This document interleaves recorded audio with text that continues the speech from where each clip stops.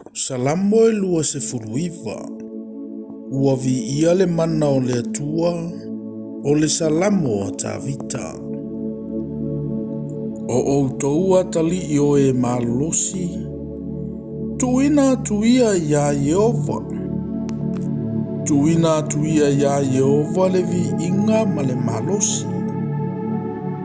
Tuina tuia ia Yehova le vi inga o luna suafa. Ina ifo ia ia Yehova i le mea pa ia e matangofie. O loo i lunga o vaile si ufofonga o Yehova. O loo fai titili maile atua mamalu. O Yehova, o loo i lunga o vai e tele o ia. E malo si le si ufofonga o Yehova. E mamalu le si ufofonga o Yehova. O loo ngau ia a rasi e le si ufofonga o Yehova. O loo ngau ia Yehova o a rasi o le panona.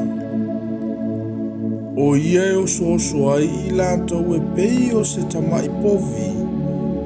O le panona ma siriona e o soso e pei o se tamai rema. O le si ufofonga o Yehova e vai ai le mumu o le afi. O le si ufofonga o Yehova e te temu ai le vao. O Yehova e te temu ai le vao ka tesa. O le si ufofonga o Yehova ua whaafana wai aila.